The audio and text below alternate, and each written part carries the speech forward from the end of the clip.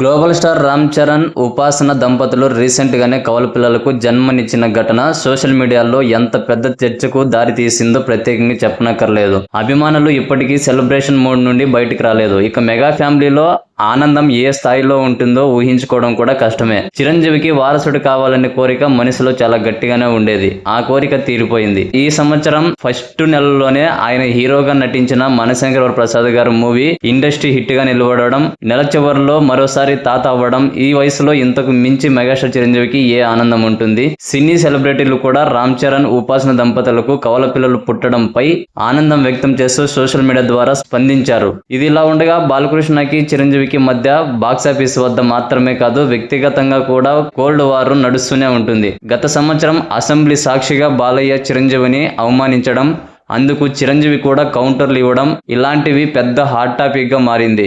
భవిష్యత్తులో మళ్ళీ వీళ్ళిద్దరూ మాట్లాడుకోలేనంత గ్యాప్ ఏర్పడిపోయింది అని అంతా అనుకున్నారు. చిరంజీవితో బాలయ్య రిలేషన్ ఎలా ఉన్నా బాలయ్యకి ఆయన కుమారుడు రామ్ చరణ్ తో మాత్రం మంచి స్నేహం అయితే ఉంది. కలిసినప్పుడల్లా బాలయ్య పట్ల రామ్ చరణ్ చూపించే గౌరవం, అదే సమయంలో బాలయ్య రామ్ చరణ్ పట్ల చూపించే ప్రేమ మెగా మరియు నందమూరి అభిమానులకు విజువల్ ఫీస్ట్ లాగా ఉంటుంది. వీళ్ళ రిలేషన్ కి సంబంధించిన వీడియోలు ఇప్పటికీ సోషల్ మీడియాలో వైరల్ అవుతూనే ఉంటాయి. ఇది కాసేపు పక్కన పెడితే రామ్ చరణ్ కి కవల పిల్లలు పుట్టిన సందర్భంగా బాలయ్య శుభాకాంక్షలు తెలియజేస్తూ రామ్ చరణ్ కి ప్రత్యేకమైన ఫ్లవర్ బొకేతో పాటు వెంకటేశ్వర స్వామి పటంని కూడా బహుమతిగా పంపినట్టు ఇండస్ట్రీ వర్గాలలో బలంగా వినిపిస్తున్న వార్త. ఇది నిజంగా అభిమానులు ఊహించినది. ఈ విషయం తెలుసుకున్న రామ్ చరణ్ ఫ్యాన్స్ బాలయ్యకి తమ అభిమాన హీరో పట్ల ఉన్న ప్రేమపై కృతజ్ఞతలు తెలియజేస్తున్నారు. మరోపక్క అదే నందమూరి ఫ్యామిలీకి చెందిన జూనియర్ ఎన్టీఆర్ అయితే అందరికంటే ముందుగా రామ్ చరణ్ కి సోషల్ మీడియా ద్వారా శుభాకాంక్షలు అయితే తెలిపాడు.